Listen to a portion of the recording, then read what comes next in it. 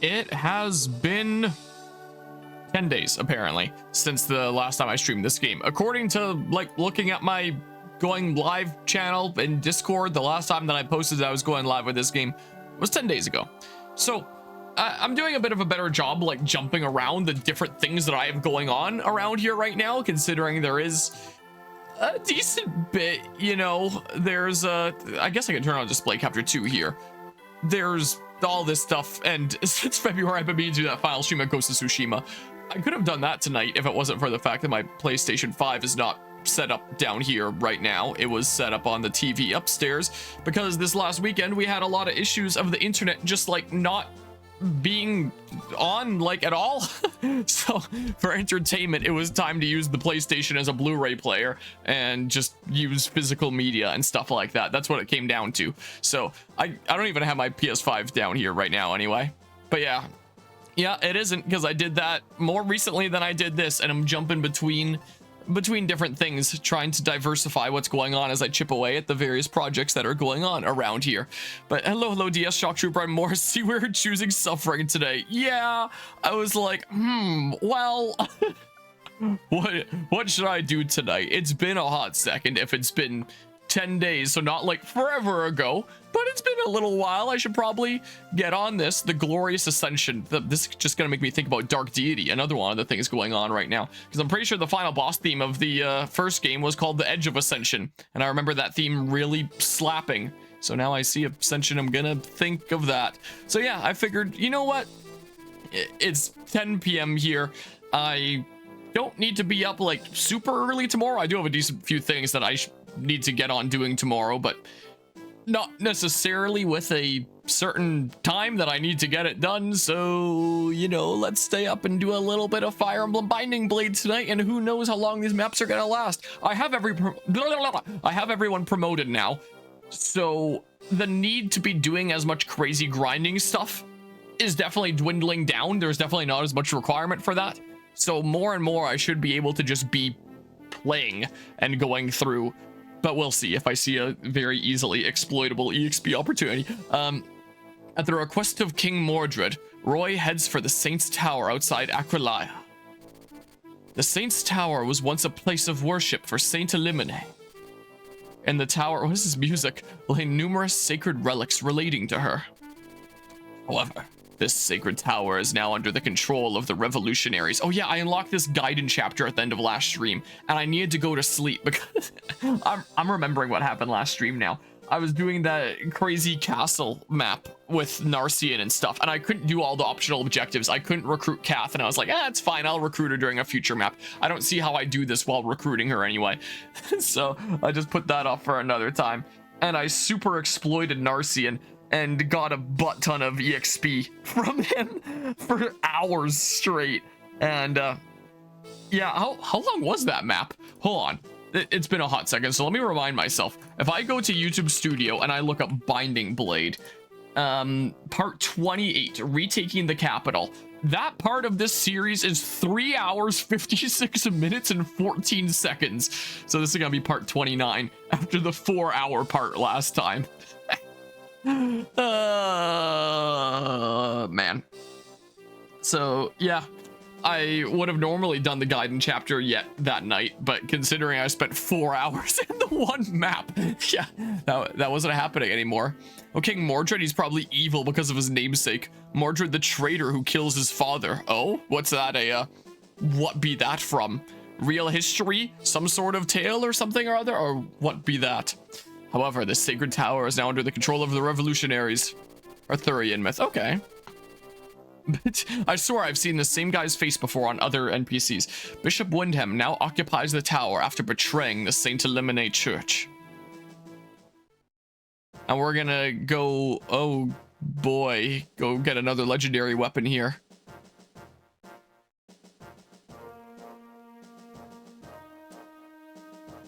Okay. I can take 10 people. Merlinus is not coming. Hold on. Mordred, the bastard son of King Arthur who kills his father and takes the crown. Okay. I gotcha. There's nothing worth stealing, is there? Whoops. Some vulneraries. You don't have anything. Nah. There's nothing then. But yeah. Well, nice then. Because yeah, I mean, I'm not super far in myself, unless you consider me far in by having gotten past the content that covers Remake. Probably not past the content that covers Rebirth yet. I don't know. I don't know what Rebirth goes up until. I just know people have told me that Remake only goes up until like the Escape from Midgar, so I've gotten past that. I still have that tab open for like the chapters and stuff here. So chapter 16X, here it's called, wait. Before it was called something of Ascension. I was just seeing Saint's Tower there. It's not showing the actual chapter name. But here in this translation, it's called the Pinnacle of Light. That sounds cool too. But whatever the heck of Ascension sounds cooler. Okay, so I'll gain a unit at the beginning, apparently. Wait, I saw that you announced that you like mentioned in the Discord server that like there was an Oblivion remake that was being confirmed. But I was like, oh, that'll be at some point in the future. I don't know when that's gonna be. But wait, it's next week? What? But yeah, how the materia I assume that's supposed to say materia research go. I haven't done it yet. I've been busy doing other stuff. It doesn't look like there's anything that I need to be too aware of here. Enemy reinforcements on turn 8 from the northwest, a bishop with lightning silence physic. Turn 10 from the northeast, a bishop with divine silence physic. On turn 19 from the northwest, bishop with lightning silence physic. On turn 21 from the northeast, a bishop with divine silence physic. So there's gonna be like some annoying bishop dudos around and stuff here. Can't wait to watch Patrick Stewart die in the tutorial. Yeah, that's what all the sources say. A shadow drop like Hi-Fi Rush. Oh, interesting. And fair enough there. Who do I bring then? The people that maybe need it the most? I mean, you can just refresh for anybody that wants to go a second time. I would like to bring my mages that can work on, you can get a promotion, that can start working on their staves and stuff. Figuring out how the hell those work. So in terms of healers, I should potentially bring like Ray, and Ray is gonna be good against like bishops that show up and stuff anyway. What have we got on the map again here? So yeah, no, Ray's not gonna be good against a bishop. I've got my weapon triangle backwards here. That is not actually how that works, but Ray will be good against those other guys and stuff. Do I just want to be bringing people that can use some experience? You can get like some staff experience and stuff. These can be my healers. I don't need to bring Saul or Claren then. And then people that can use some experience, maybe like Gonzalez. I don't know here. So hold on. In terms of my supports, it has to load the page for this spreadsheet. I have stuff that I can work on. We can get up to A there. You and Alan can work up if I brought both of you. In terms of those that I'm for sure bringing here, Gwendolyn was going to work with Ogier, was going to be the case, so I can bring him. He's been wrecking a lot of stuff for me lately. Has frankly been the case. I only have, wait, I'm pretty sure I only have so many axes right now. When's the next chapter where I can buy axes? Let's see here. I'm the A route, right? Hold on, let's see here. If you take the Ilian route, yeah, so I'll be taking the A route rather than the B route for Sake. Let's see here. So in the armory, oh, in that chapter, Slim Sword, Iron Sword, Killing Edge. I remember looking at this at the end of last stream. Iron Blade, Slim Lance, Iron Lance, Killer Lance, Javelin, Iron Axe. Okay. So I can restock however I want after this here. Honestly, wild that Bethesda would allow another company to remake Oblivion instead of Skyrim. Yeah, knowing them. Yeah, so these guys can support. Roy can support with Laram if I bring her, and that could be another one that we work at.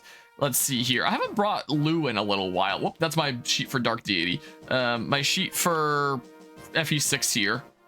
Lou was going to be Meridian Ray. So yeah, that's what we better work at here. So I should have across these two and then these two enough as is. And then Lena and Gonzalez are done. I can bring one more person that can get like a support potentially. You're a level 15, you're a level 11.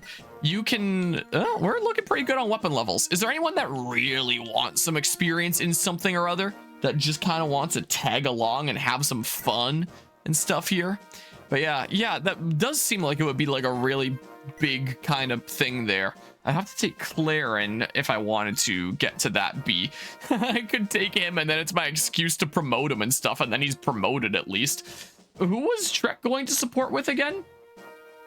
Trek was going to support with Melody and Gonzalez there, just as like backup options for them. I'm probably gonna be fine in this map, I would imagine. I could probably bring some other random units that I don't usually bring or something or other, and just like get some support and stuff. And then I have like the satisfaction of him being promoted. I gotta take him during some map anyway for that. I'm sure I'll, whoops, I'm getting my buttons mixed up again there. I'm sure I'll be fine with that. I'm gonna have like 3 healers. I don't have anyone that can really zoom, so I should probably bring someone that can zoom like you. Who are you doing like backup stuff with again anyway? Like Melody and Gonzalez, and they're both being brought. Yeah, that's fine. That works a-okay. I'm gonna need to figure out inventory stuff here.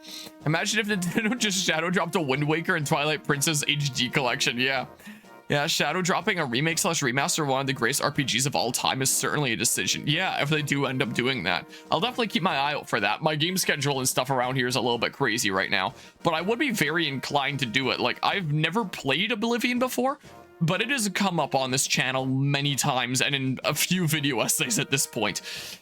Restore the original unreleased rating AI or bust. Darn you, Roy. No, not discard. It's incredibly dated. Yeah, it doesn't look like something that would be the most enjoyable experience by today's standards.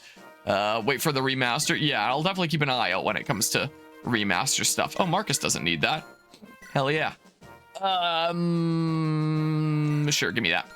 Sorry, Rooker. That's a-okay. Wow, you're amazing at lances now. You want to work at axes. So I guess just grab like a second axe from the... Sure, maybe? Not Gonzalez. No. I can also just grab like some steel weapons, but like... Here, take Alan's. I'm not taking Alan this time. And just like burn through that durability if you can. Then great, if so. All right, Lou here needs the thing. That, yes.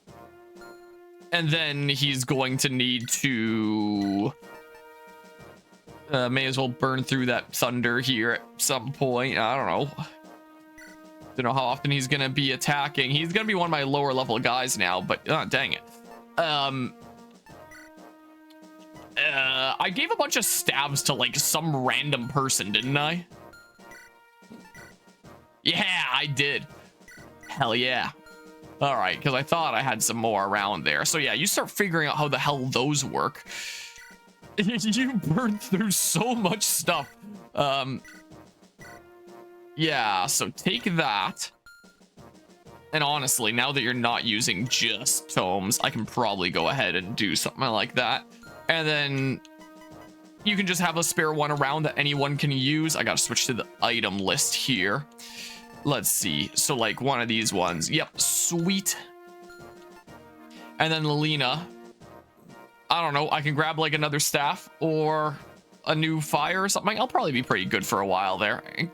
In case one of us needs like a new thing, you can have a spare anyway. Look, he's got double stabs. We can trade if we really need to or something. Screw it. Give me another fire. Whatever. I guess I have space. I can grab something in case of like emergencies of like L-fire. It's not going to be like any flying enemies here anyway. Let's not dig into 4 Blaze quite yet. Sure, that sounds pretty good there. Ogier, keep on using axes and stuff, and you can break those. You're probably going to want a sword here. I need to check the item list. As much as I praise Oblivion as the worst leveling system of all time and punishes you for choosing skills you want to use. Oh. In terms of Oblivion, I am extremely familiar with like the AI. Not really much else. Not exactly a whole lot else on that front. Ooh, I can take that. Yeah, that sounds good. Sweet. I don't know, man. Here, I can go ahead and grab one of those there. All right, you are going to go ahead and take a night crest. There you go, man. In case you're working towards something, yeah, lances and then like axes as a backup if there's anyone to take an axe from even anymore. If I check the item list, is it really gonna matter all that much? Here, I'm barely gonna be using him. He may as well just keep on working at lances for now. I don't think that there's anyone that he can easily yoink an axe from that doesn't want to use it already. So how about instead, yeah, you take that and you can just kind of poke some guys from time to time. That sounds pretty good, right? You can work a little bit more so at swords than lances, and I got that weapon level up like crazy during the last go. Okay, well, Alan's not coming here, so just go ahead and take his. Just basic weapons. Melody's so dang strong now anyway. I probably don't need to put on anything stronger, right? Screw it, just take both. Take both of them. I don't care. That's fine. Yeah. Okay, so like, I guess we go up the stairs and stuff. Uh-oh, what do you have? Ah, crap, man. Well, that's annoying. I guess you just have to use up your full durability. There's no way for me to reach you unless I use like a longbow or something, and that sounds annoying. So I'm not doing that. All right, higher movement buggers in the back is what we do here. I don't know. Sure, look at my new berserker and stuff. Hell yeah. Time to get a whole bunch of random crits all over the place. Sure, the glorious Ascension. Sure, this sounds good. I think. This sounds pretty a-okay. It looks like there's 3 A's at the bottom right side there. It's going, ah! That's what it looks like to me, at least. Lord Rort's fled? Me? I betrayed the church and took control of this tower on his order. Lord Rort's message said he leaves us to fend for ourselves. Because we were unable to bend the church to his side, he has no more use for us. This is all Yoder's fault. He hadn't meddled in my affairs. I agree, but that's the least of our worries right now. Very well, then this is our last stand. If we are to die, then the Lycian army shall fall along with us. Prepare the heavenly arrows. But sir, we'll be unable to avoid hitting our own men as well. You know the consequences for dissent. You shall do as I say. They'll regret crossing me. Oh, hi. I just gave birth to this bearded man. This is the Saint's Tower. Saint Elimene's legendary weapon, the Aureola spell tome, lies within. Thank you, Sir Douglas. I appreciate your help. Especially because we were fighting on opposite sides earlier. You need not thank me. I do as my king commands. There is nothing more to it. That said, you saved Etruria. I'm honored to fight alongside you. Sir Douglas. All right, I have another general here who I'm just not really gonna be using. Oblivion has a weird thing where only leveling your major skills increases the character level XP, but leveling your non-major skills as well gives you stat increase bonuses on character levels. So if we're playing Oblivion, your major skills want to be skills you don't use purely so you can get max stats. A max difficulty, just power leveling, can basically soft lock you since you can level quickly and get basically no stat increase. Oh. Well then. Wow, he starts at AA. That's very nice, at least. All right, so the people that are going to be like right in range are going to be some sword guys. So, I mean, yeah, so if there's stuff with the remaster, hopefully they would change that. So if both of them get up to like there-ish or something. Look, Gwendolyn can do a thing, probably, right? That's gonna be, oh, that's not actually out of that range. She can eat a bolting, and if it turns out she can't, then I can just reset because it's literally turn 1. So it's not like it's that much of a loss to reset at this point. Right. Right. All right, and then like I don't know. I guess if you had started there, you could go like right in there. You probably wouldn't be the best one to go in there anyway. In terms of like what way? Like with Oblivion Remaster, I presume there? Lower Door Master. And I find that surprising that they're not making the remaster themselves there.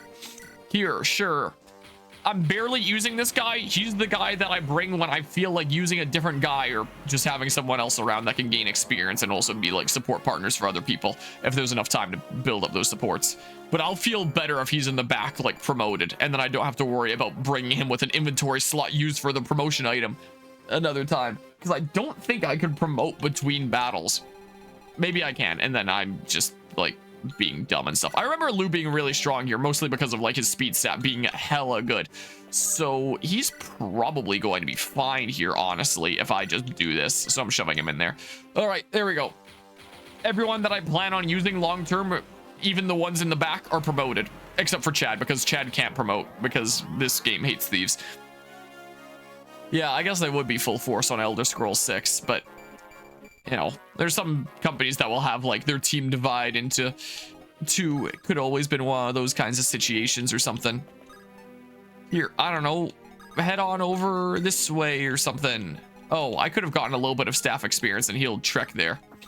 All right, Douglas, you may as well move forward, I guess. Is what you may as well do. Forward we go. All right, but yeah, to a company that specializes in remasters / remakes. Okay. Whoa. Rainbow. Okay, so we should probably just start getting in there. Some of these people came around. I don't think that I need to worry about a turn limit. Horse Armor DLC 2. Hell yeah. And if you had said that it was to like a PC porting team and not a remaster team, I would have been like, oh, hell yeah, it's time for Iron Galaxy, our favorite PC porting studio. I mean, is there anything stopping me from just like hanging back and figuring it out here or something or other? Going to tiles to not be getting support and stuff or something? For the most part, because there's some guys coming. Okay, you joke, but the Horse Armor DLC 2 is something we know is happening. Okay, so those arrows will just be like randomly cast down sometimes. Is that what's going on here? So like, oh my goodness, just to have the double flux equipped there. I can even play it super safe and just like, sure. And then Lou takes over here. What's Lilina's level at? 8. Lou is probably going to be way stronger, what, with his speed stat and stuff, but you know, what'd I get your staff experience to? I got halfway through E. Here, I guess that means you can attack Lilina if you want. Let's just do this and get staff EXP is what we'll do. We found in the deluxe edition images. Oh, the Horse Armor DLC 2, Electric Boogaloo. She's gonna be getting support bonuses and stuff here, which is gonna be nice. Oh no. Oh no. All right, well. Ow. Wah. Oh my god, the crit. Super flashy effect. Get 6% crit. I've been obsessed with this news and I'm digging to find it all. Oh, you're going after Lou. All right, nice. He can't quite do enough damage. He did only just promote. He's the last of my promotes. So it's good for him to be gaining EXP and stuff. Ow. Ow. Ah. Okay, I can't even tell exactly where they're landing, but okay, so can I bait out you guys now? Is that a thing that I can maybe do? Or something? Here, do this, man. Have at it. There you go. Have a good time. Not getting much EXP anyway, so it's not like I really need to be picking up the slack here. It's mostly weapon experience I'd be going for. Have them start using a bunch of stabs and stuff. Trek, you want to go in there? How about you go in there, Trek? That sounds good, right? I don't care about how many turns this takes me, so like, you know. All right, well, yeah. Everybody here wants some staff experience. You want to figure out how the hell they work. You know, the company making the Oblivion remaster is one of the companies helping with the Snake Eater remake. Oh, interesting. It is also worth noting that I can't, like, super grind it out. It's not like the next chapter I'll be able to get stabs as well. Just the 3 basic weapon types, it looks like.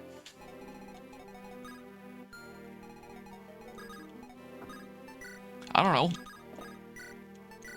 See what happens here or something? Maybe the one guy will at least use his bolting.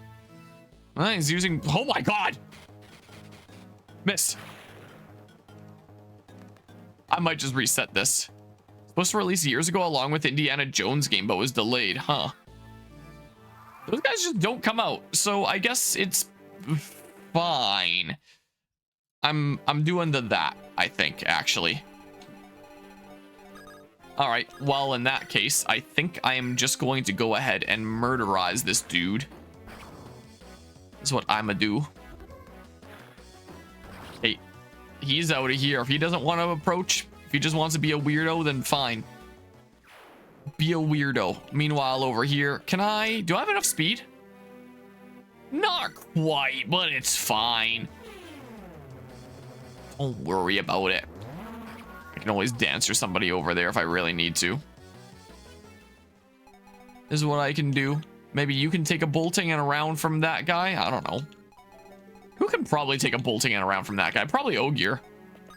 I don't know. Let's send his face in there. That sounds good. I like that plan. Sending his face in there hasn't sent me wrong yet. Hasn't done me wrong yet. Whatever the best term here would be. I'm at a weapon triangle disadvantage, but I need axe experience. So what you gonna do? Yeah, I even got a level up, and it's gonna be an amazing +6. Damn this game. Yeah, it's it'll be interesting to see how the MGS3 remake goes here. Like, I'll play it when it's out. We'll check it out here. See what's going on that front. There we go. I know Gonzalez is gonna have like no res. 1. Castlevania, Metal Gear, and Silent Hill. Who needs to make video games when... Who needs to... Well, to be more precise, who needs to make actual, like, full gaming experiences when we can just make, like, over-monetized pieces of crap that people don't really care about? And pachinko machines! We gotta get on that pachinko machine trend. That's what everyone cares about nowadays, is the pachinko machines. I'm honestly surprised it took them this long to make a MGS3 remake, considering they literally had all of the cutscenes like fully remade, fully remastered in their stupid pachinko machines anyway. Oh. Perish. Every last one of you. Everything to ash. Oh, I didn't bring a cure staff or anything, or a restore staff. You're gonna attack him anyway. What does the berserk status do? I assume that would have, like, turned him against me, but, God, April 21st is gonna be wild because I'm so excited for the Oblivion remaster. April 21st is what all the sources say it's coming out. That's the day that my truck is going in for repairs. And then shortly after that, I should finally be able to drive my 70-plus-year-old truck again, but we'll see. Alright, as long as it's not one-shotting him, like, we're cool and stuff. Too bad the Silent Hill pachinko machines don't work out when nobody new gets into it. Is that so? Didn't even realize there was Silent Hill pachinko machines as well. I'd heard about the Metal Gear ones. Dang. These stabs are gonna be super annoying. Is it just like... Oh, it's a lane, I guess. It's a lane that they cover, not a spot that they're landing. I gotcha now. Here, let's do that. Does he just act automatically? Hold on. Fire Emblem Binding Blade Berserk. I assume that was gonna be like a short range thing, not an entire like across the map thing. Berserk staff. Let's see here. The Binding Blade. Afflicts a selected enemy unit with a berserk status. Okay, but what is the Berserk status? Let's see here. As a reoccurring staff in the Fire Emblem series, when cast, this staff will cause the selected enemy units being inflicted with a Berserk condition, where the affected unit will attempt to attack, or in the case of thieves in some games, steal items from other units regardless of affiliation. Okay, so he's just kind of a free agent now. And that is not very good for Ogier to be a free agent and be doing whatever the heck he wants. That is very bad. If I back off, he'll probably attack there. Again, I'm in no rush here. There's no particular rush. The silence 4 turns. So, I mean, they're using up their stabs and stuff. So it's not the worst situation. I can fully pull out of his range. And then, sure, the little smidge there. I'll give it a go. And then, yeah, go ahead and keep on getting out of there.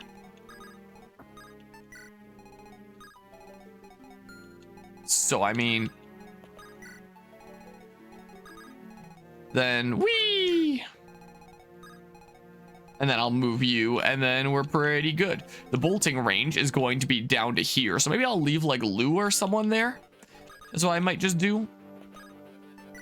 Sounds like not a bad idea.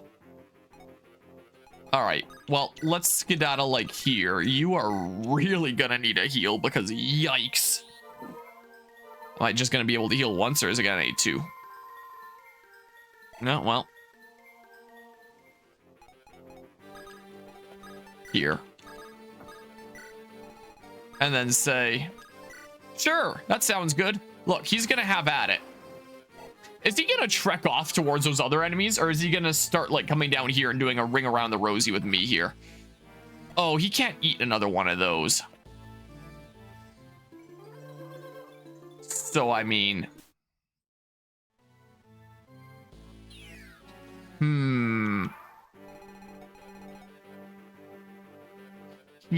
He very much cannot eat another one of those.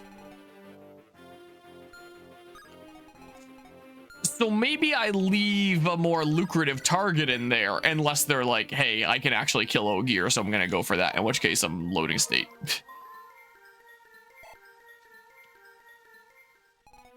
So with your silent staff range, what the heck, what range is it? Range magic. 20? Your range is gonna be whatever you want it to be. I'm gonna run out of healers here in a hot second if I let you silence another one of my guys, but then like at least it's used up and stuff.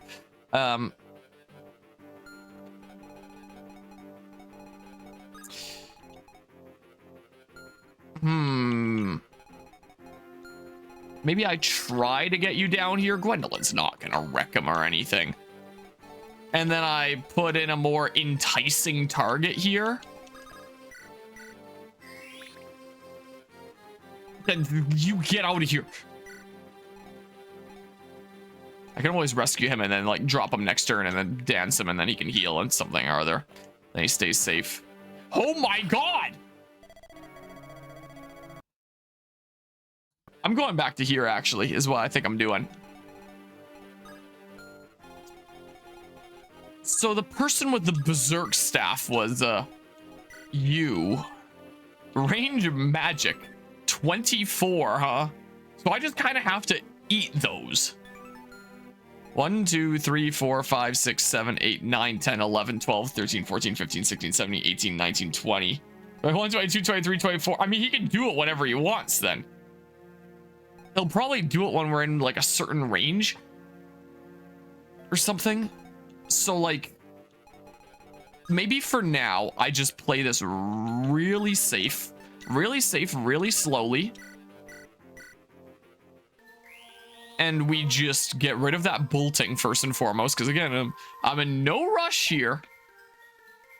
There is no rush on this. So yeah, don't bother rushing it. Any supports that I want to grind in the meantime? like this one, this one. Sure, then we'll get some supports in the meantime. So what we'll do, oh, Chuck's gonna die now. I think he's been playing a mod for Scarlet and Violet called Pokemon Compass. It's harder than oh, I need to get further in there anyway. But also much more fun. Actually lost a few battles due to me being cocky. Okay. So increasing the difficulty there. Why did you not bolting me though? Do I need to be a little bit further in? Or something or other? Here, do a little bit of that. Yeah, and then like distribute some damage that could be going on by doing support pairs that way instead. Just so I'm not eating as much damage at once if it ends up going down a lane. Wait, this is... Oh. About to say, can I just get you from there? That would have been kind of cool. If I can have Trek get berserked or something, then, you know, great. Yeah, I figured. Also, why do you try to bolting Lou? Could you actually one-shot from there? Res 10. Whoops. 21 plus 12 is going to be 33, I guess. Oh.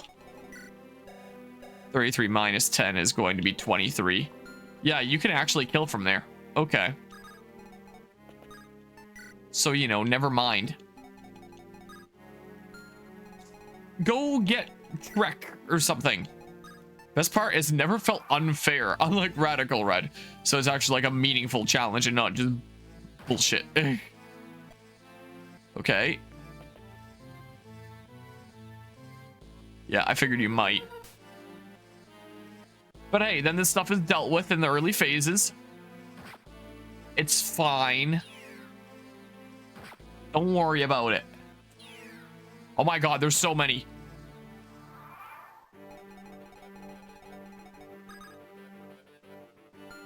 So then, like, I don't know. Don't know if that one dude is gonna reach me from there. If they can, then I'll just like fully pull out.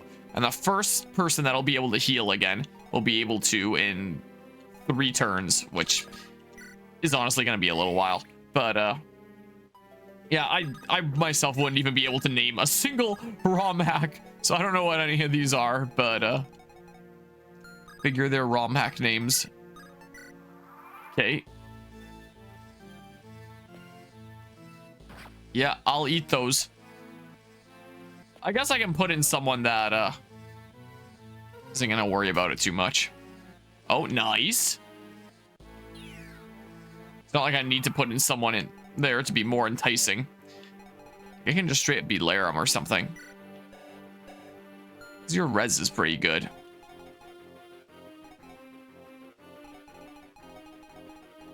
Or like I don't know. Lou can eat some and take less damage here. This is what can happen. I guess Lou could have healed Ray there. This is what could have happened. But yeah, fair enough there. Let's see. Sure. Go here like that. That should be the 3 silences used up. Should be the case. Nice. Okay.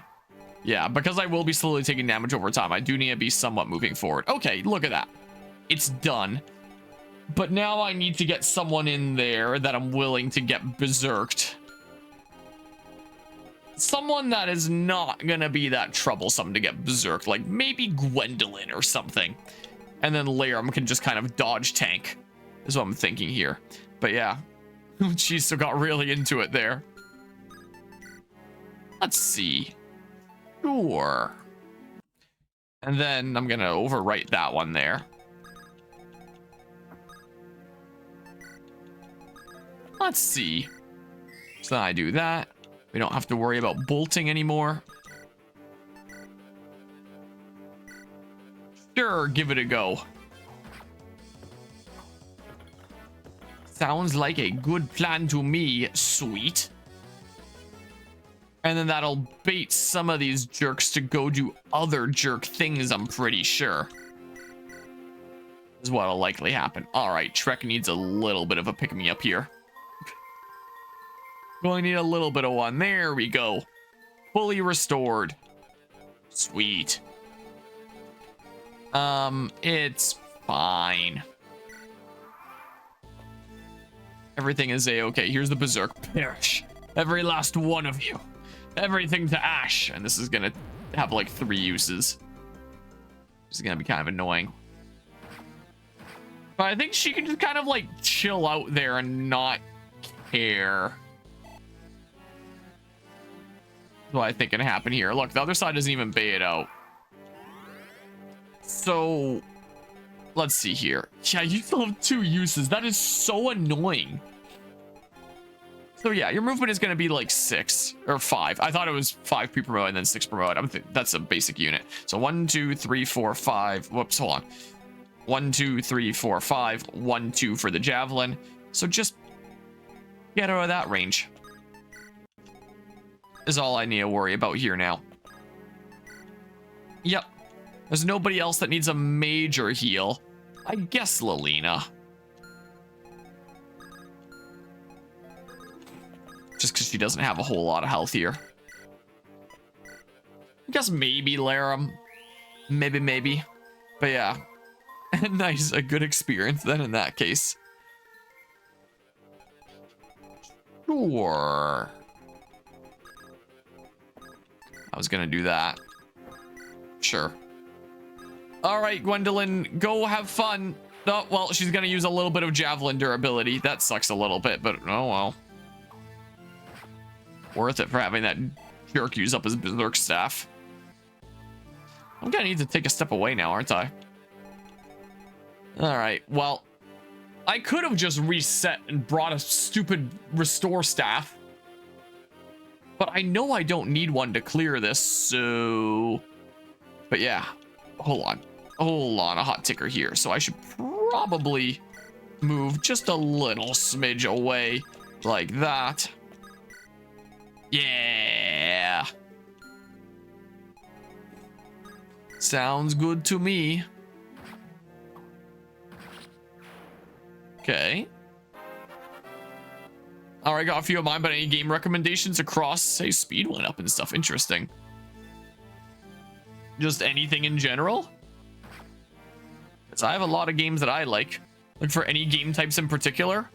I quite like the Xenoblade Chronicles games. I play more Fire Emblem than is good for me, considering how much I lose my mind over these stupid games.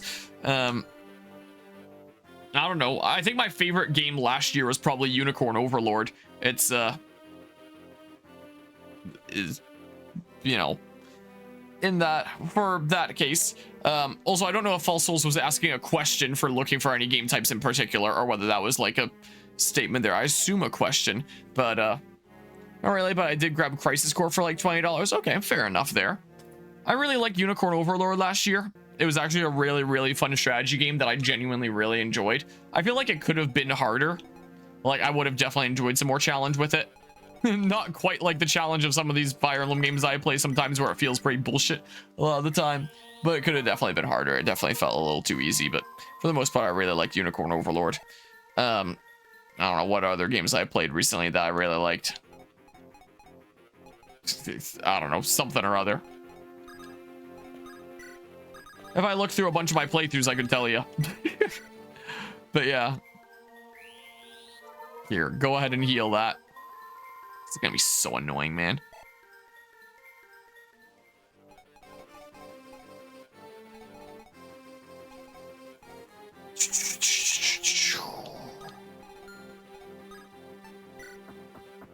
Yeah, so I mean, that's gotta start baiting out that guy.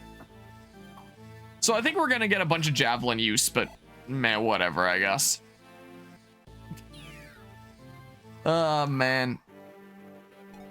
All because I'm stubborn and I don't want to bring and use a stupid restore staff, even though that seems to clearly be what the game intends here. Why would I do that when I can just not? And save it for future maps. Oh, that guy's dipping out. That means Gwendolyn's gonna chill there longer. How has she not taken any damage yet? Like, I swear. My weakest unit for so long that I need to put such serious effort into building. And now it's like, she's A-okay. She got hit by one of those arrows there.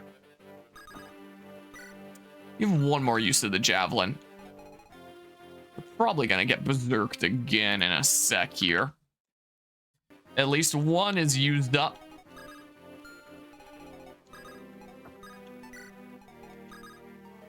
Wait a second, I am dumb. Hold on, I just saved there, so it's okay. Here, do that for now, I guess. All right, sure. Sure, like that. Hopefully I can walk past Berserk's enemies, so if Lilina gets Berserk, Gwendolyn can still run down here. We'll see.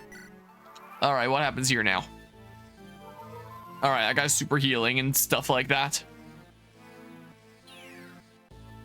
All right, I don't know how close I need to get like re-berserked. Maybe I need to attack someone or something. Yeah, so low hit rates there.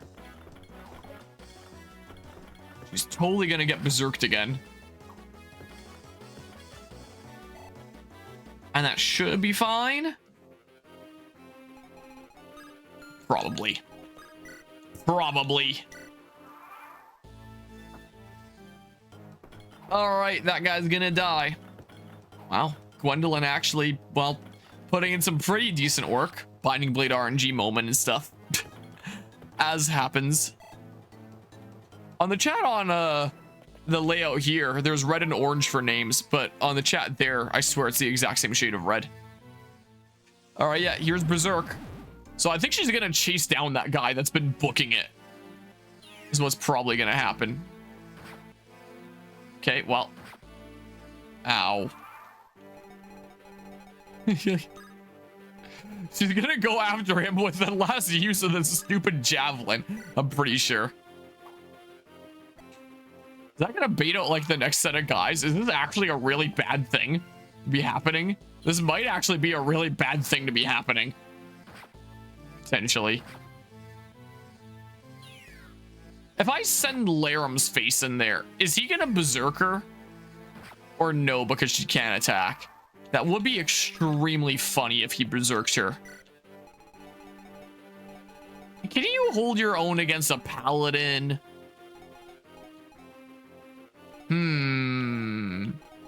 Oh, let's find out. Damn. That guy really doesn't want to fight back. Oh, here he comes. No? Not going to berserk Laram, or maybe you'll only berserk like one person at a time. There's a little bit more incentive. I'm sure it'll be fine. No conversations or anything. Just worth checking. Well, there's the use of the javelin. Now you should be equipped on the axe, because that was the next thing. The next best thing. Now, if you're wielding a lance, then that kind of sucks for you. Do you have bolting? Crap. She's putting in some major work right now, though. Holy crap. You do have bolting. That extremely sucks. Okay. One more turn of berserk, and then you can dip out. I am playing this game in such a stupid way right now.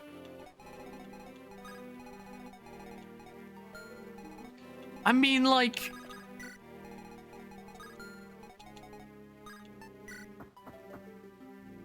Hey! There's a hit. Now, please don't get wrecked by bolting. There goes that guy. Wow, you just cannot hit this armor knight. Oh, I need to be right along that wall before you even think about using bolting, even though you can reach farther out. Maybe because you don't actually move from the tile and it's showing your movement in account to bolting. But with 3 to 10 range, 1, 2, 3, 4, 5, 6, 7, 8. Yeah, 9, 10, like there, or along here. Let myself get re-berserked. I mean, he's gonna re-berserk in a second here anyway. You're using a silver lance. It's gonna re-berserk in a second anyway, I'm sure. So just like go there, I guess. And then wait. It is set to that. I guess we're just not getting combat animations while she's berserked or something. I don't know. I don't know. There it is. No more berserk. Because I'm too stupidly stubborn to use the restore staff. Oh, is this the first one of those reinforcements appearing? Or something? I don't remember a dude coming down and trying to physic earlier. Character that is currently neither friend nor foe. Wow, I'm just getting the same level up across different characters in this map. It is seeming like... Alright, well... 1, 2, 3, 4, 5, 6, 7, 8. Attack there. Here, may as well just dip out here now. I may as well do. Alright, wait out this berserk and then we're good. Probably. Look, her berserk turns are probably going to last as long as that guy's health lasts, especially with that guy physicking him. If I killed that guy before berserk ran out, then I would be extremely concerned about Gwendolyn running and going to the next guy without having like the support of my squad. But if you're just sticking around there, then we're actually just good, you know? I'm pretty certain here. Okay, well, I mean, let's see here. I can shove in, I don't know. Sure, like that or something. Here, do that because yikes. Much yikes. I don't know if those arrows can kill, but just in case. Yeah, anybody else that was like super low? Here. Go ahead and do that. I will not let you fall, Douglas. You are staying alive. You better keep kicking here. All right, well, I can go ahead and do this and we can start making our way down. Maybe I'll split it into 2 squads. That's probably a good idea, right? Get through this faster. Not worrying about the arrows and stuff. There aren't any other stabs that I need to be like super concerned about, right? I got rid of them. I'm pretty sure I'm pretty good. So we can probably actually split into a couple squads. Don't know why I'm putting everyone through that right way. Oh, did I? Oh, crap. I did. That's fine. That's fine. Get him. Oh, there's a hit. There it is. Oh, what? All right, I'm loading a thing. Wait.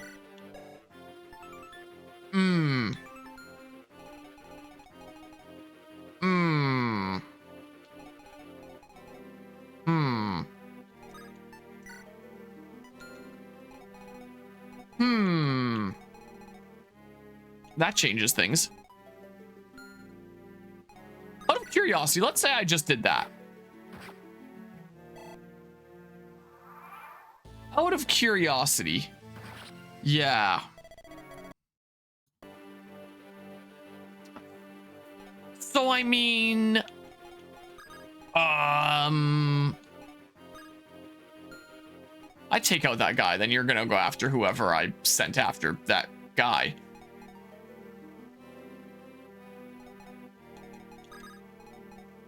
Is what's probably gonna happen. Just out of curiosity here.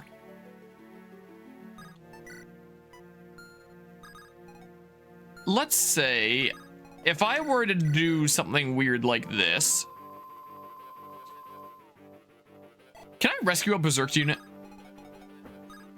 No.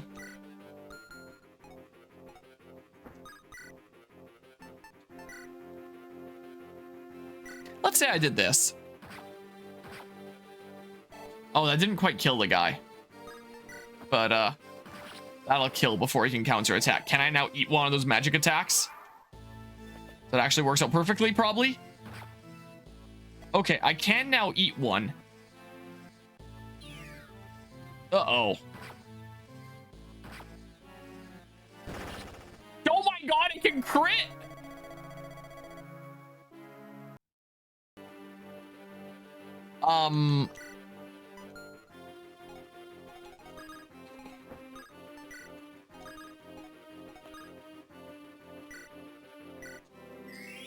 Yikes.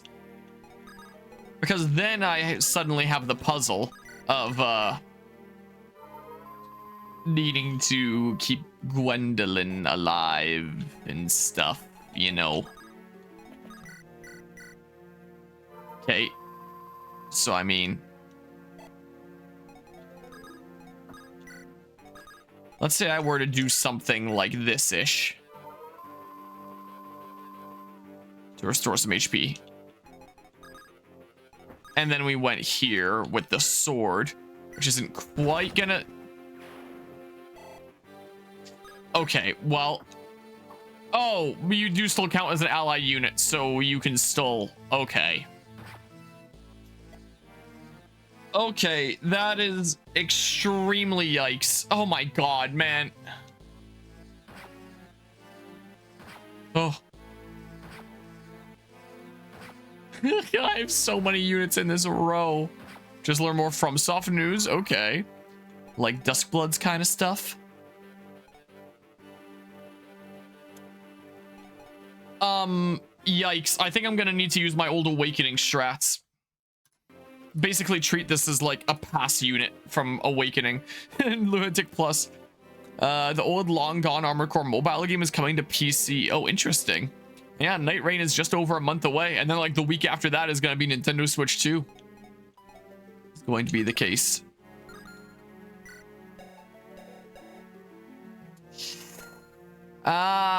Shit.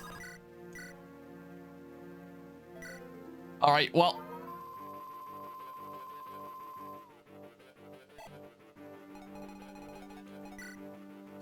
That guy can only use the thing so many times. You're berserked for 2 more turns. Gwendolyn isn't gonna kill Alina, right?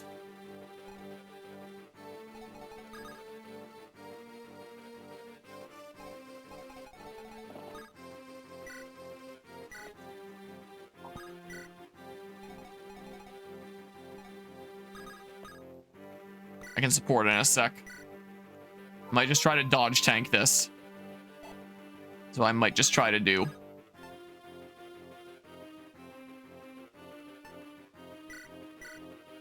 Here, this will let me fill up some more tiles. Because, yeah. It's time for Awakening strats. This is what it's time for.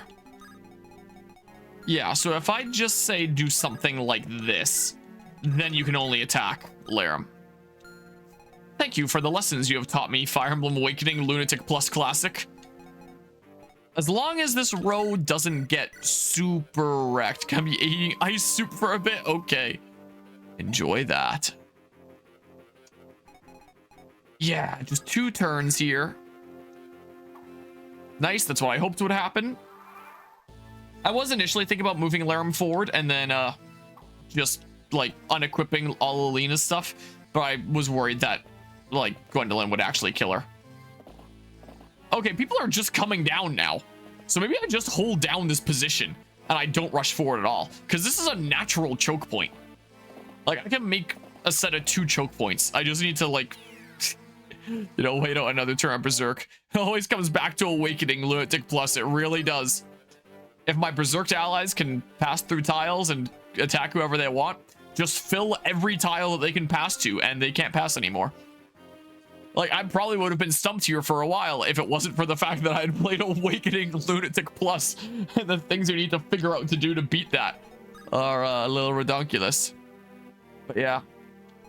Legends EA, we'll see about that game. One more. I can keep on riding this as is, it looks like. I would take away this long row because I'm worried about, like, getting beamed. But I need this long row because of the, because of Gwendolyn and stuff. But yeah, let's see here. Okay, nice. And then Berserker's gonna run out, and then the boss can't use Berserk anymore. There is still gonna be like more long-range jerks. Especially with like the reinforcements that spawn. But I think we're gonna be pretty good for the most part now. Look, they're all coming down. Like the long-range magic is gonna be kind of annoying, but nothing I can't deal with. All right, look at that. My stubbornness to not bring a restore staff was fine. All right, well, who wants to shove their face in the fray? Imagine if Bloodborne PC got revealed. Wouldn't that be something? Wouldn't that sure be? Melody can probably take a side if she wants. Her res isn't non-existent. Does she have supports with anyone? Damn. Like I can have Ogier take a spot, and he has supports with Gwendolyn. And some with Larum. And I mean, he's pretty good at just kind of shoving his face in places and wrecking things. Lou might be able to a degree with his speed stat, but like it's been a while since I've used him. So like, I mean, his speed is still pretty good. It's not as broken as it was before, like in comparison, just because it's been a while since I've used and leveled him. But it's still not bad by any means. Here, if I go on a spot like this, then there's going to be all these tiles where I can snipe in there. Which will be great. So then, let's see here. So I'm going to want Larum to be in the middle here so that she can run and dance for whoever she wants, and that she's close enough to be giving Ogier support. Gwendolyn's technically close enough to be giving Ogier support there as well, but, you know, chill here for some support points and stuff. And then, meanwhile, we maybe hold this spot with Melody. Is what we do.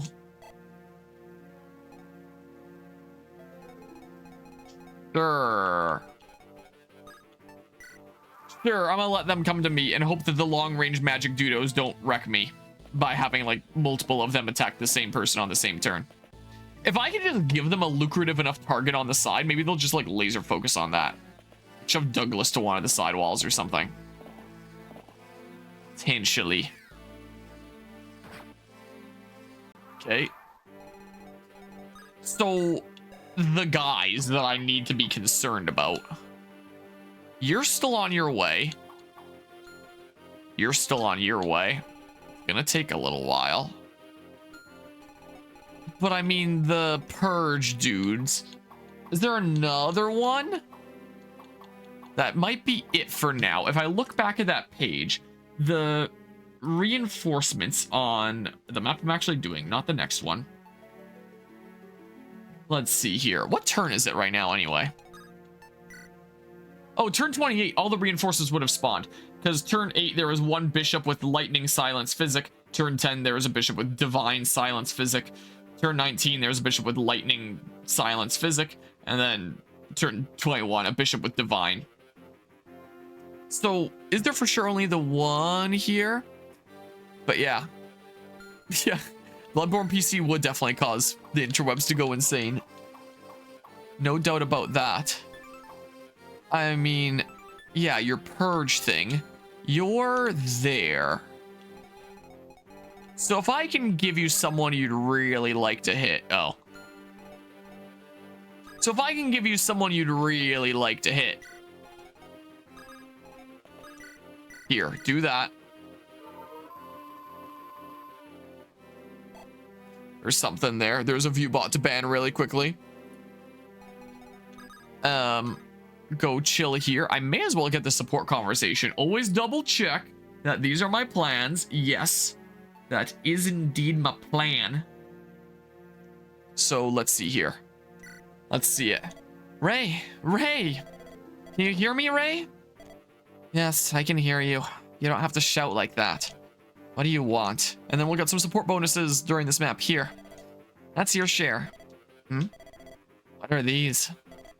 Baked tarts. The man who delivers our meals gave me some extra ones. They look good, don't they? Sweet. They're hard to find nowadays. Savor them and eat them for yourself.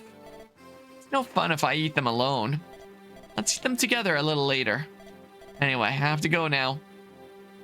Oh, one more thing. You should at least respond when you're spoken to. I don't mind that much, but strangers might get ideas.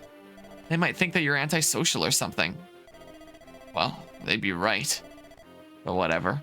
I know, Ray. I get you. My dear brother is as naive as ever. Here we go. Some support points and stuff. Let's make Douglas a potential target.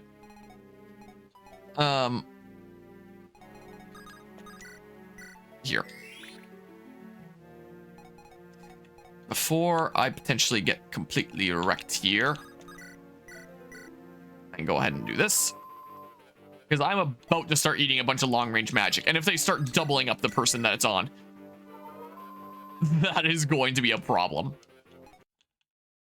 Wow. Okay.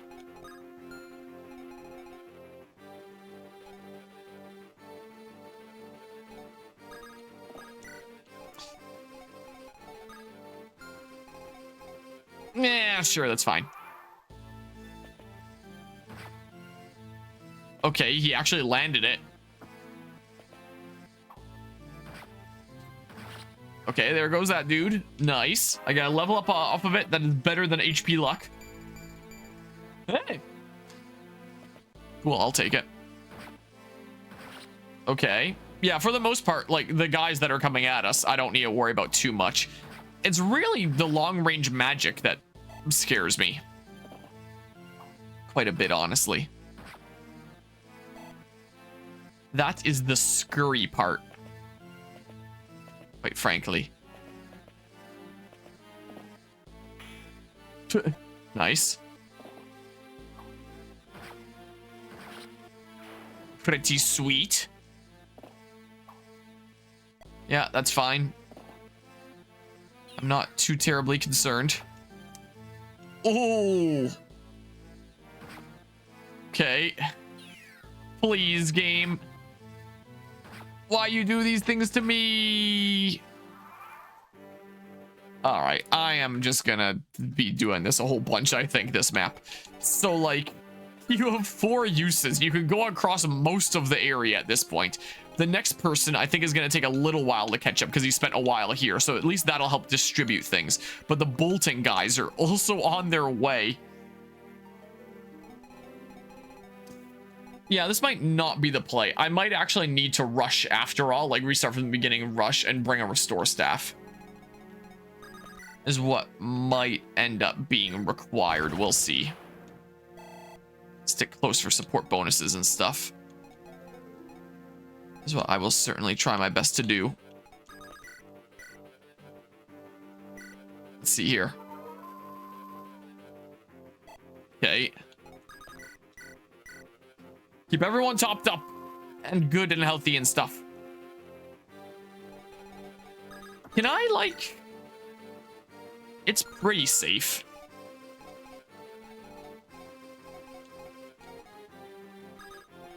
But I mean... Okay, do that.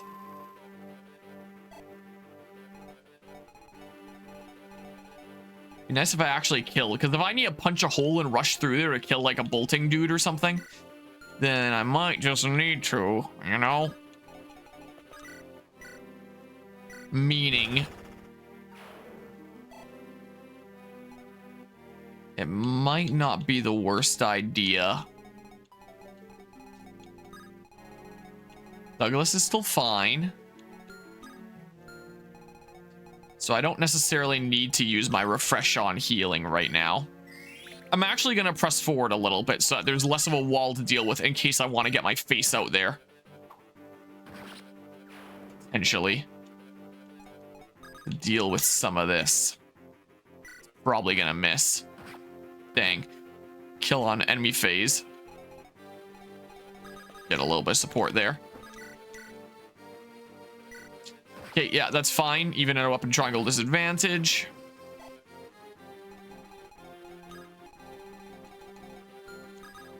Get a little bit of support there while they might potentially go after Trek, and then Trek can just dip out down here and stuff. Okay. That guy's dipping out. Oh, he's not even going to use his purge right now. He's going to physic, which keeps him occupied, I guess, if there's people that they can heal. Good to know. Good to know. It occurred to me, I have the Delphi shield in inventory, and I didn't give it to anyone, did I? This would have been a justifiable map to bring the Delphi shield. Yeah, I'm not going to rush in there. Or anything.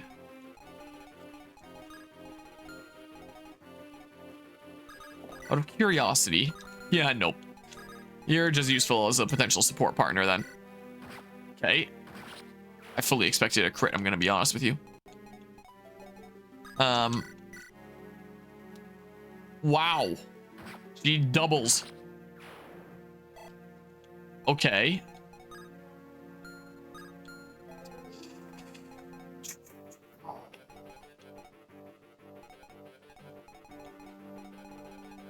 Okay, so I mean,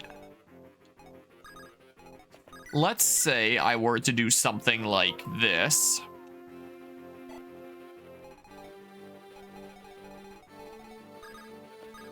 Be at the ready to go up there if you really need to. You're gonna be far from your support partner, but sometimes needs must.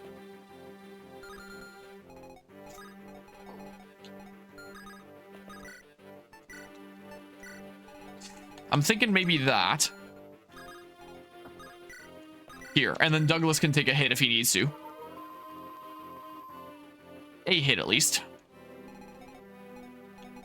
Don't have any heals that I need to do there, so we're good. I'm gonna try that.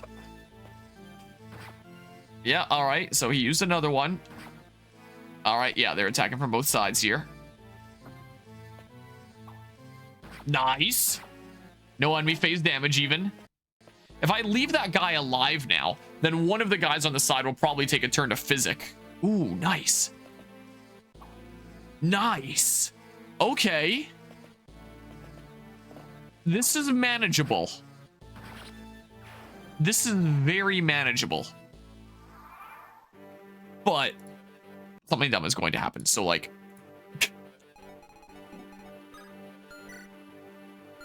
Yeah, so your higher priority is going to be on physicking that guy. So if I just leave that guy alive... so the only one that... Well, there's two that need healing this turn, it looks like. So it might be time to pull back. Do I want to have someone in there that can actually do something about that enemy phase? Or do I care? You have a longbow. 1, 2, 3, 4, 5, 6. 1, 2, 3.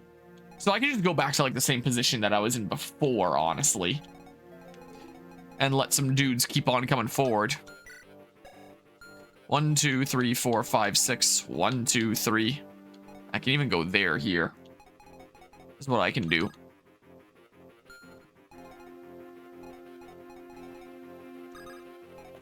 Yeah, you can wreck that guy if you need to. So go here and heal. Okay. And then you guys are going to be at the ready to rush in there and lay down a beat down when/if you need. Yeah, and then meanwhile, let's see here. I'll go ahead and do that. And we should just be able to kind of chill here. Gonna be close enough for a support bonus because we're in 3 tiles. Yeah. If you want to attack Douglas, go ahead. It'll probably be fine. The bolting... Oh, you have 1 last purge. That is great news. The bolting guys probably aren't going to be hitting as hard. 12 might, 13 magic, 17 magic, 10 might. Yeah, the purge guys are definitely hitting a little bit harder. You're going to be busy using physic this turn, I think. I hate cross-map attacks on enemy units in Fire Emblem games.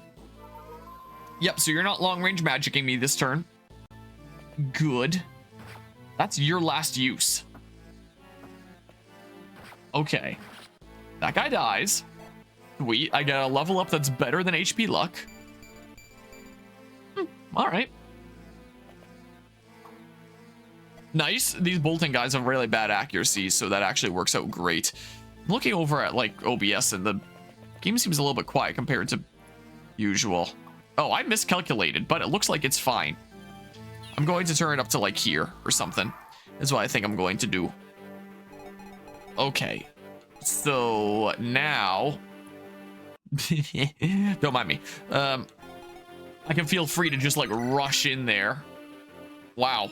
And just do that. I could even get a poke. Never mind. If I need to heal, that's fine. Wow, okay, I see how it is. I see how it be. Is there anyone that really needs a heal? Yeah, Roy, he got hit with the 1. But now, you don't have any more purges. Hell yeah! The purge is over on that side. Purge is still on the left side. But I can deal with 1 at a time and probably keep dodging these boltings, I hope. I hope, we shall see. Screw it, more axe stuff. Oh, okay. Just so the other axe is ready as the next thing. Yeah, an iron axe broke. That is fine. And then I come here. Yeah, I'll still have someone to heal Roy. Just making sure really quickly. There we go. Lots of EXP for him. Taking out the promoted dude. Pretty good. Pretty alrighty. Yeah, just in case a beam comes through. Look, I'm gonna leave out a nice juicy Douglas for you in case you want to sink your purge into that. This is what I think I'm gonna do. They really want to go for Roy. Hey, a miss. I'll take it. Nice. They really want to kill Roy. Okay. So if it lands, it actually does hit pretty hard, admittedly. So, like, 1 bolting left, though. Nothing on you. 2 bolting, 2 purge. So, if I can make that guy use Physic this turn instead, that would be rather nice.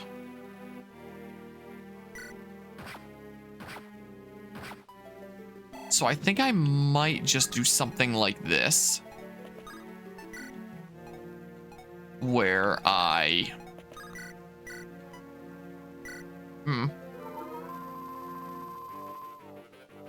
Just kind of distribute things a little bit here. Like this. Get everyone that needs a heal healed up. As best I can here. Like this. Okay.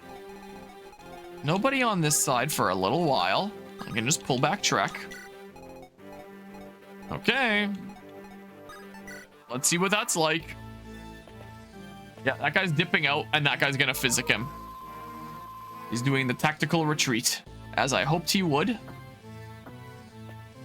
So yeah, don't worry about Purge Guy for now. Very nice. Okay. All right. Well, there's only 1 bolting left, and I can for sure eat 1, as long as I'm not eating it with the Purge. So maybe I try to bait that guy into using Physic again. Maybe what I do. Oh, hell yeah.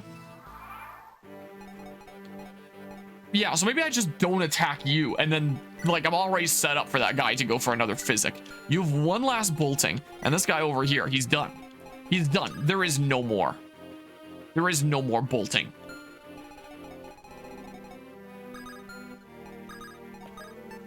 Here. Don't eat it for 10, I don't think. Yeah, and we can probably just kind of dip out here now. This is what I'm thinking. Roy definitely needs a heal again. Here.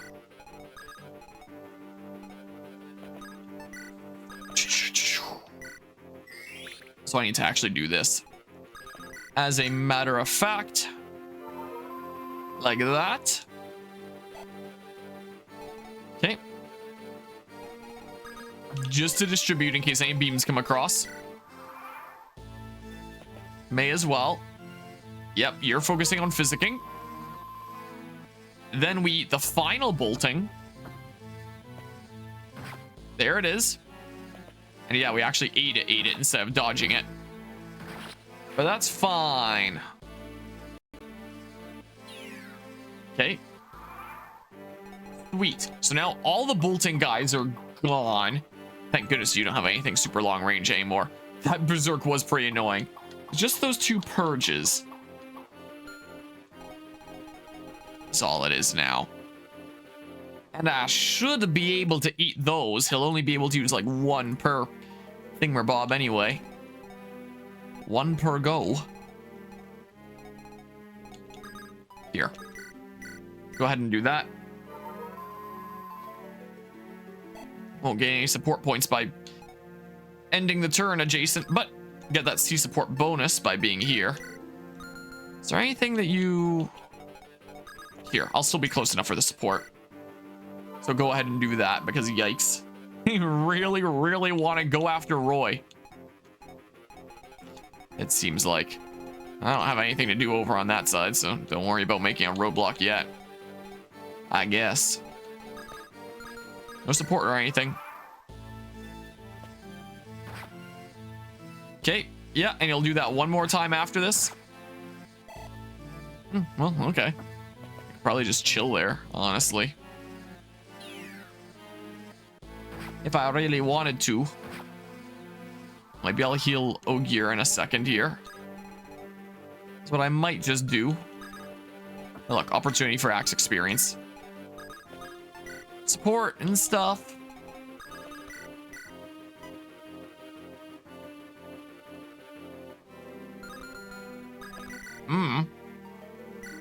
Sure. Lots of EXP, hell yeah.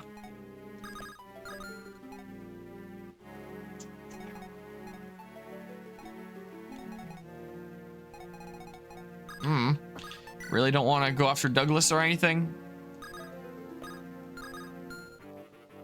Not a support option with Roy anymore. I'm surprised, like... Oh, because you are maxed out. Okay. I didn't realize that you actually had both your things. In fact, I can actually be close to Gwendolyn then in that case. And buff her up even more. When both her partners are here. I kind of forgot about that situation. I was like, you know, I don't want to be accidentally building up support points here when I, oh. I need to do this now.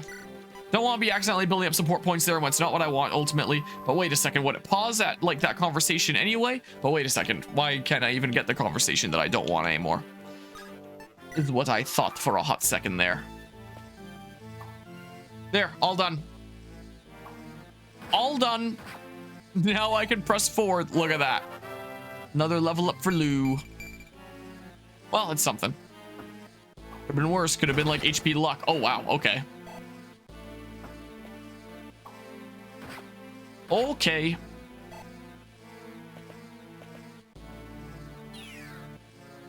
Yeah, and then I'll start moving forward.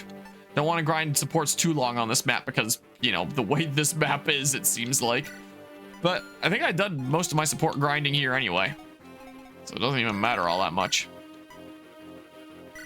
Sure, keep on going after that guy. Just very, very slowly whittle him away. He's probably gonna miss anyway. Like that. Pretty nice. Wow.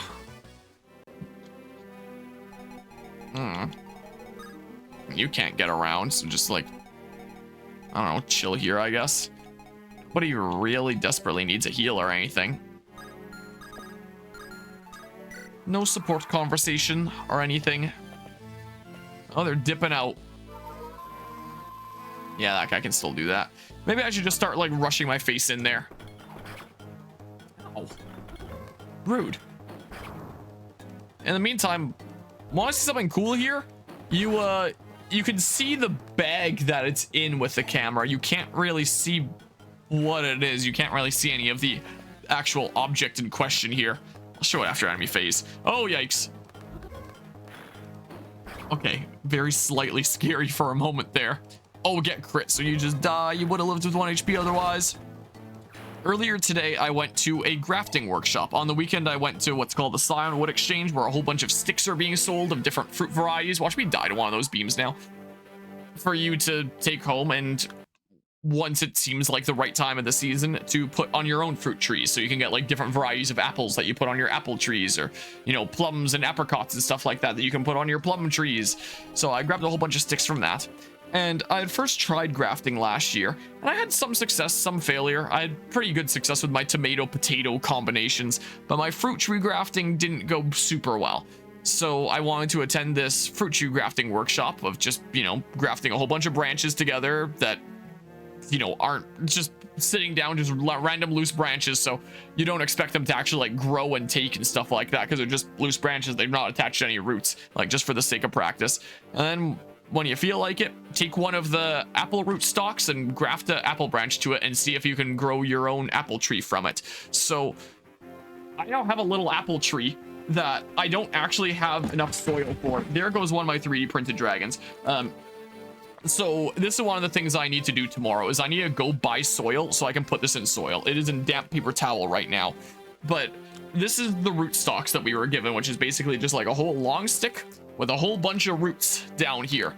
And it seems like these root stalks were already waking up a little bit, considering mine, before I cut off the end here, already had like a tiny little leaf on the end.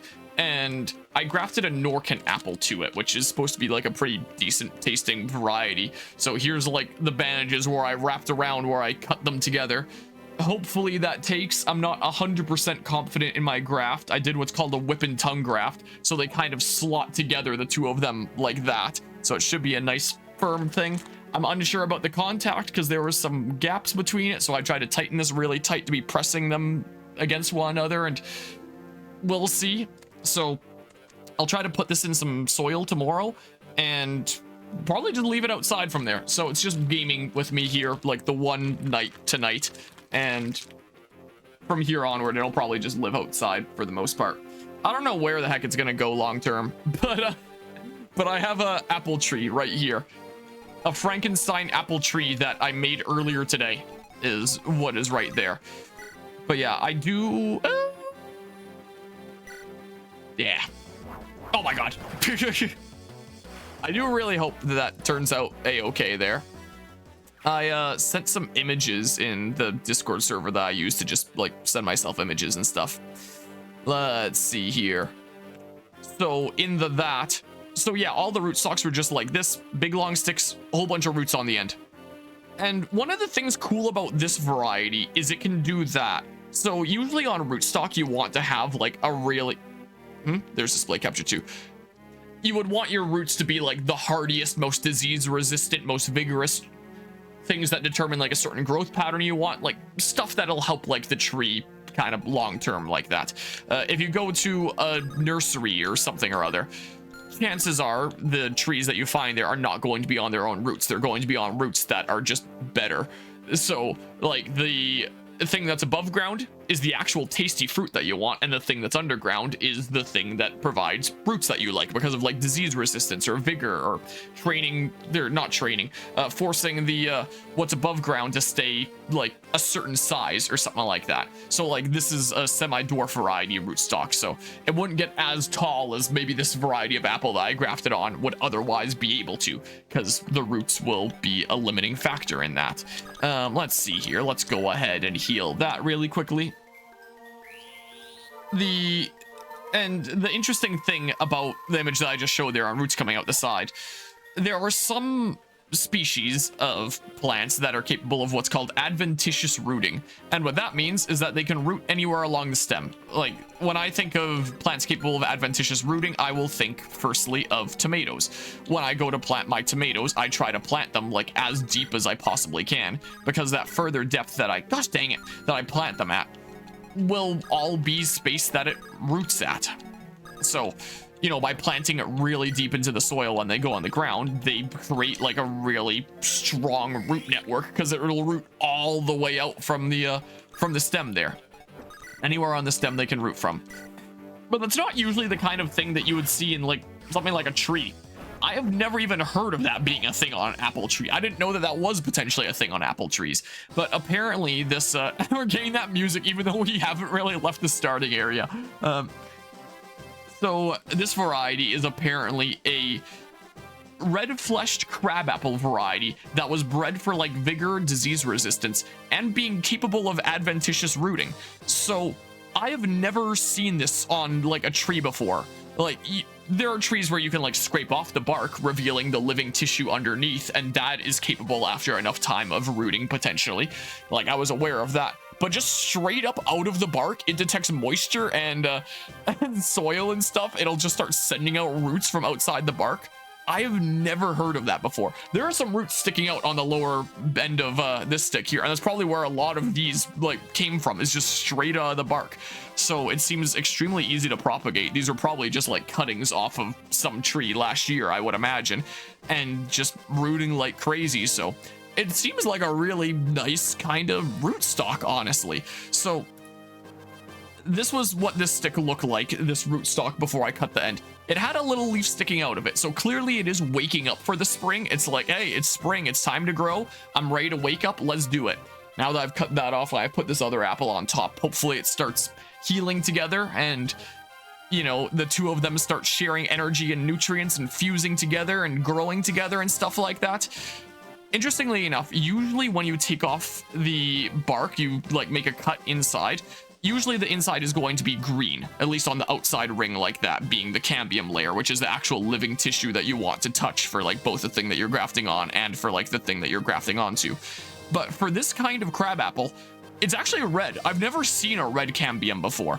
Like all the fruit trees that I've worked with, the tomatoes, potatoes I've worked with, they're all always just green cambium. So it's interesting to see this red layer instead, strikingly different. So I'm putting like the red on the green, and that was kind of interesting.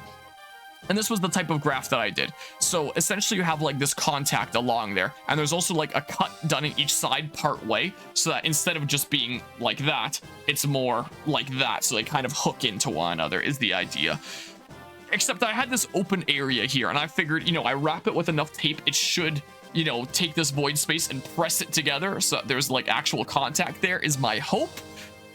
So, you know, I tried to wrap it well when I was actually at this event. I wasn't 100% confident that I was able to eliminate that void space and create contact across both sides of living tissue. So when I got home, I grabbed some more grafting tape and I wrapped it around a little bit tighter. Because at the event, I was using a type of parafilm, which I'd never used before. It seems like a pretty common thing to be using in grafting. But you know, you tighten it so much and it'll just start to tear. So I wondered about like, how tight did I really have it? If, you know, I was stretching it out and it tore a little bit at the end and stuff. And, nah, that's fine. Like, is it really tight? Was it tight enough to take that gap and eliminate it by pressing the two together? So I got home, I got some grafting tape, I wrapped it around tighter. And I'm really hoping, but I'm not 100% confident in that graft. It was nice to be able to go to that event and be able to get like second opinions. I was worried that was that lane there. Be able to get second opinions and people saying like, hey, this is something different that you can do to that graft, or, you know, that graft looks good. And for that one, I did make sure to show it before I, you know, started tightening it. But they were saying, yeah, as long as it's tightened on there, that looks like it should be pretty good. I'm just not 100% certain how well I tightened it. So I tried a lot of fruit tree grafting last year, and most of them didn't work. Some did, but most did not.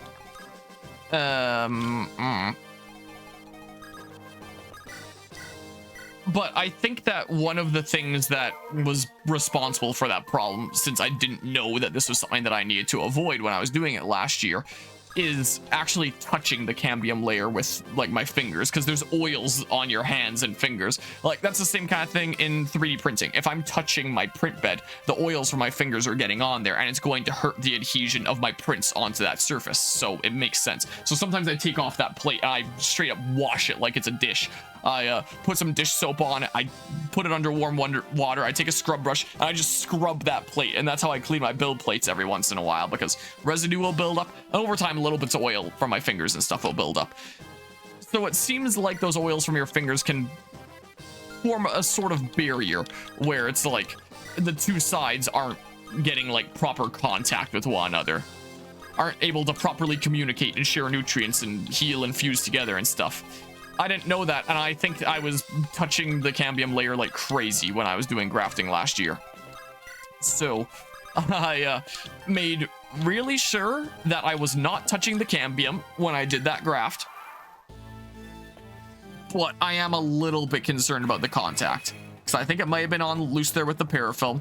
My grafting tape that I put on after that I wrapped on really tight should have helped give a little bit more push.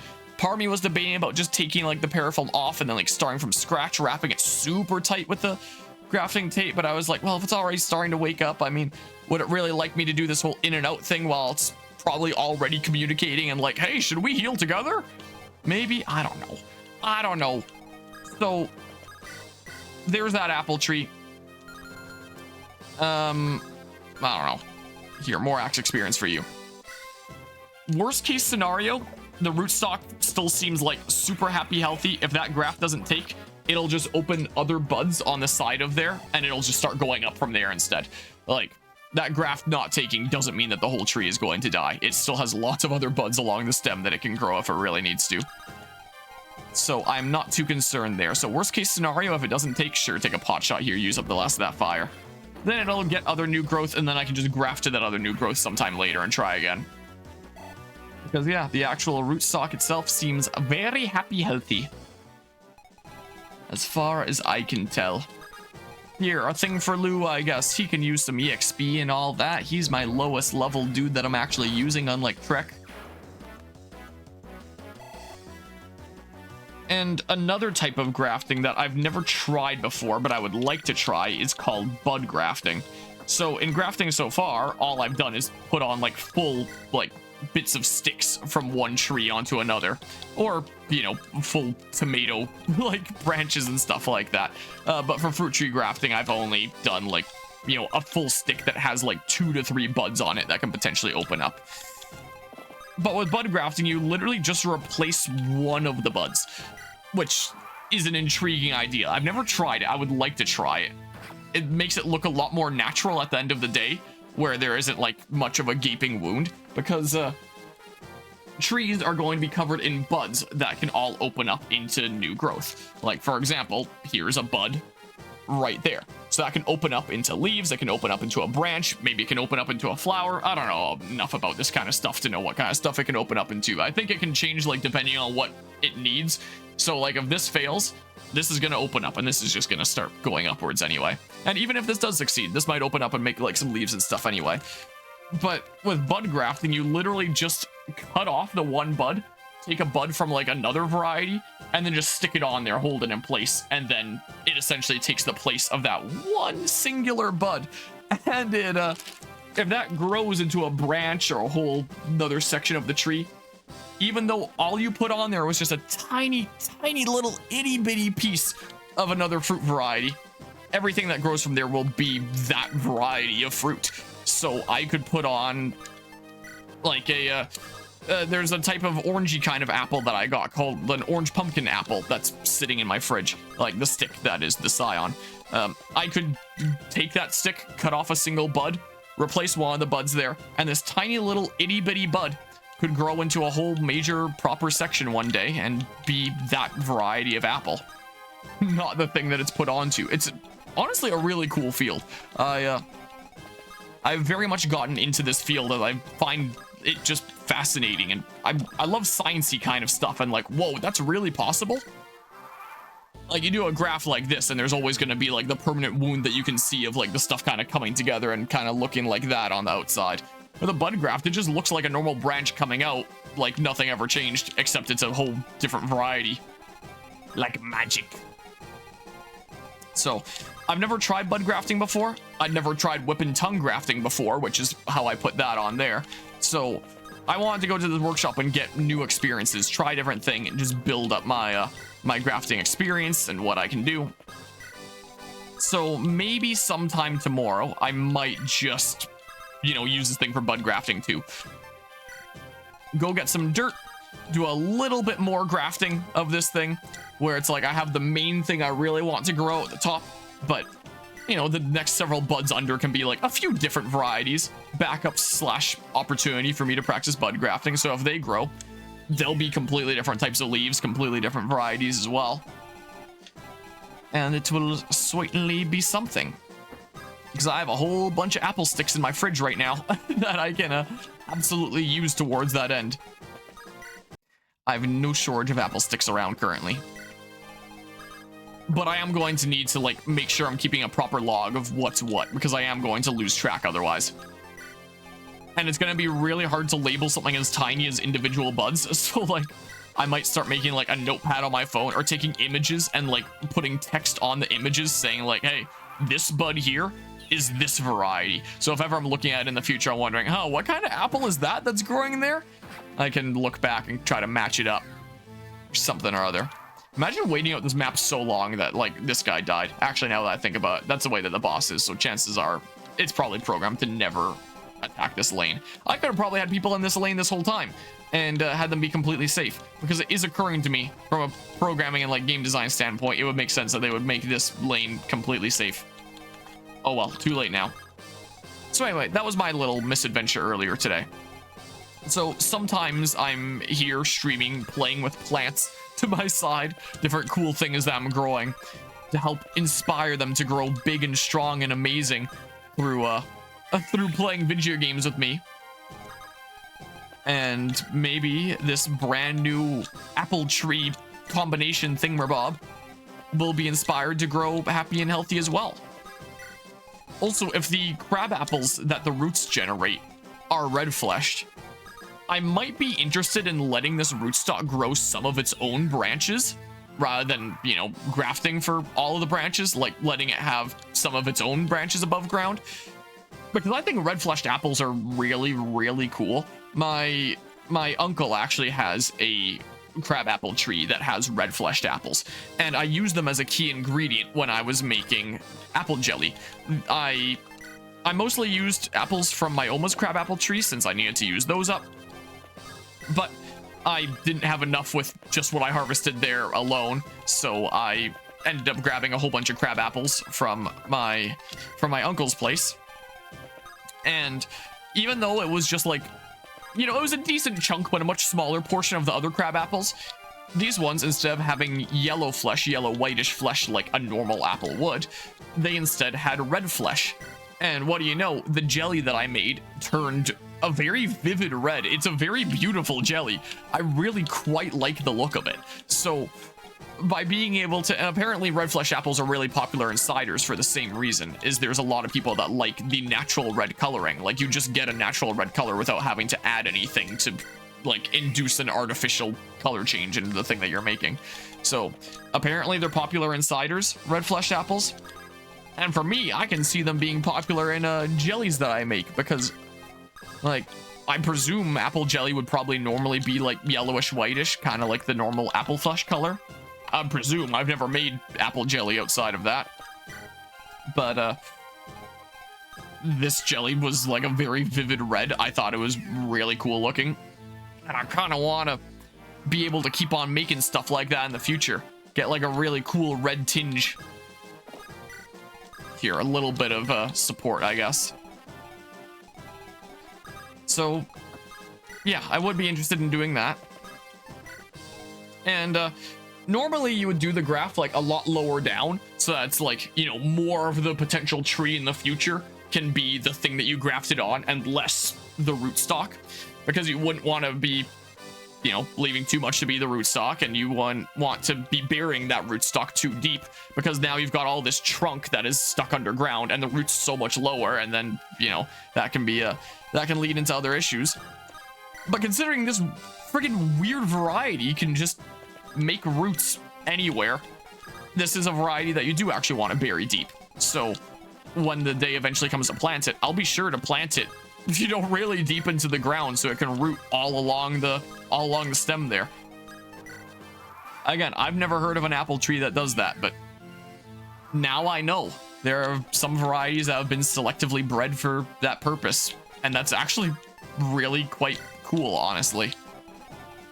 All right, do I want to try gaining a little bit last support before the map wraps up here? Maybe. I gotta level up. So anyway, that was my little adventure today. It's already level 10. That wasn't a great level up, but hey. And then, I believe you guys were going to get to A. Yeah, Roy has to get up close here anyway, since he's gonna need to be the one to seize the dang map. Or normally on Wednesdays like today, I go in and do Taekwondo stuffs, but didn't go to class today because I want to go to this grafting workshop. Yeah, I'd say I learned a thing or two. I think I'm feeling a little bit more confident in my grafting ability now, and I'm really looking forward to trying out what I can put together on different fruit trees this season. And it'll be interesting to see how my little experiment here turns out. Here, before everything goes drastically wrong because I get crit by one of those darn beams. Now that I know those beams can crit me. Here, just give it a little bit of time. If my health starts getting low, then I'll,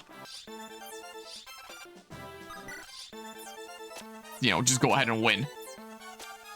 Yeah, so if someone gets to like 10 or under,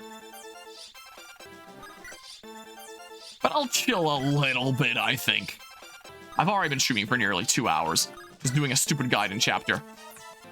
Okay, it's a really good thing that I didn't say last time I streamed. You know what? It's only a Gaiden chapter. I can do it tonight too.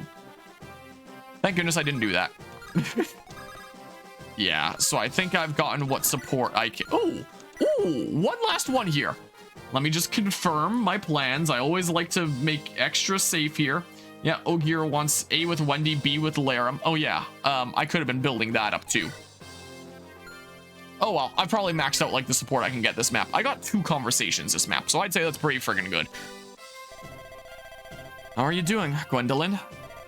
Perfectly fine, of course. A strong knight can't complain. Yeah, you're actually a strong knight now and not, like, dead weight, like you were for so long here. Me neither. Not if I want to be a powerful mercenary. Thank you, Ogier. For what? Our competition has kept me working hard. I'd have probably given up by now if not for you. Feel the same way. I've been able to come so far thanks to you. We're evenly matched. I agree. But I'll never let you get ahead of me. Right back at you, Gwendolyn. Support level increased. Alright, who's going and killing this guy? Out of curiosity, how much damage can you do? Like 9? Chuck probably won't be able to do much. I can eat a hit and not die, so just go for it, man. No unique dialogue when we start attacking? Wow. Watch, this is gonna hit me now. I friggin' knew it. That's just Binding Blade for you. That's just how it works. Alright, who else can, like, get a smackaroo or something? I'm probably gonna miss, but, like, you know. Okay. Okay. Well, that was productive, wasn't it? Yeah, no support or anything. Here, do that really quickly.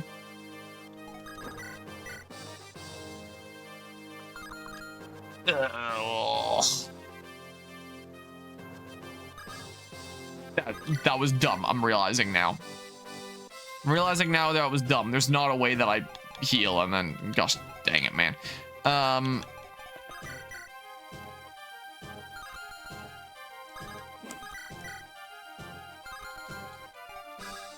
Man, dang it, I'm too far. Probably can't hit shit anyway. I guess this makes it fair enough game to just, like, get out. If you attack a Larum, it's probably fine. Probably, at least. Alright, let me just do this really quickly, just in case God decides to smite me. Better safe than sorry here, after all. There we go. I should be good on the front of Divine Smiting now. I'm good on the front of Divine Smiting. Truck can take another hit if he really needs to. It's probably going to attack Larum since she can't counterattack. Yeah. Yep. Alright, you missed. Alright, let's see here. So, land it this time. Nice. Now land a second one, ideally. Dang. Would have been cool. But alas. Ogier. Maybe you can land one of those? That'd be cool. Alright, land the second one. It's fine if you missed the first one. Just land one. Dang you, man. Okay, I could totally farm off of him as he continues to heal. But I think I had enough after last time. Honestly, out of curiosity here. Yeah, wow. Alright, well, I think you better get out of there. Is what better happen. Just in case Gonzalez wants to have a chance in the ring there. Just in case of that. Here, I can force him to attack Melody next turn instead of Larum. In fact, I think I will. I was thinking about it. Yeah, if I get two 13s here, that's going to be a perfect whittle. So if I just land both of those, dang it. Please. Okay. Okay. Out of curiosity, how much damage would you do again? 13 times 2. Land one of them and it'll be a perfect whittle. Prove to me that you can hit this guy, Ogier. Please hit him once. Oh my god. Never mind.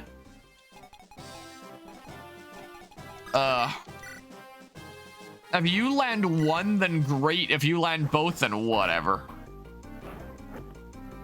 Now, please miss the second one.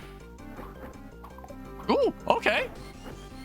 Okay, I may as well give it to my lowest EXP Dudo of Lou then, right? That's what I may as well do here. Let's get support bonuses to increase the chance that I'm actually killing here. 74. Yeah, may as well take the higher odds. There's no way this doesn't work. Cool. His face looks like a Lego minifigure.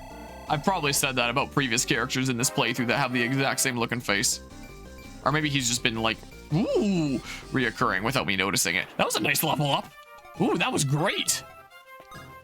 All right, that worked out amazingly then. Lord Roy, I think we found the tome. Sir Douglas, is this it? Yes, it is. This is the glorious Ascension, Aureola, Saint Elimene's weapon. May we make use of it? The king said to take anything in the tower that may be of use. The Saint Elimene Church backs us as well. If any oppose our use of it, then I will negotiate. Thank you, Sir Douglas. Heck yeah. Well, now we're gonna get the cutscene that I presume we would have gotten at the end of the last chapter if we didn't go to the Gaiden chapter, right? Princess Guinevere, I must speak with you. The attack on Byrne will begin after we finish in Etruria. Did someone tell you already? No, I simply knew that it would come to this eventually. We cannot leave Byrne unopposed any longer. I know it will be painful to see your homeland invaded, but... Roy, I want you to have this. What is it?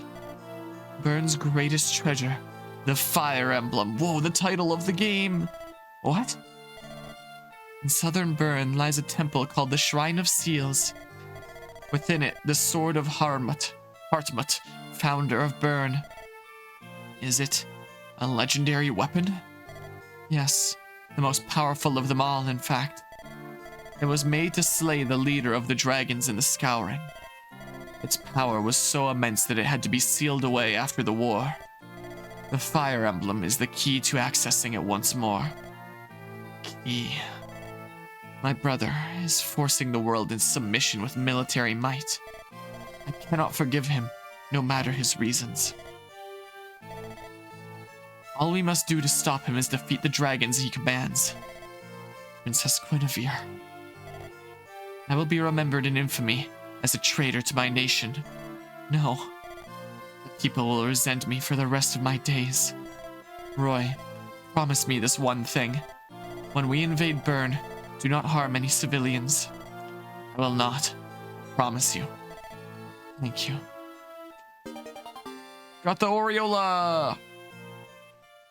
Sounds like a weird name of like a knockoff chocolate bar is what it kind of gives me vibes of. There we go. It only took 2 hours almost to do chapter 16X.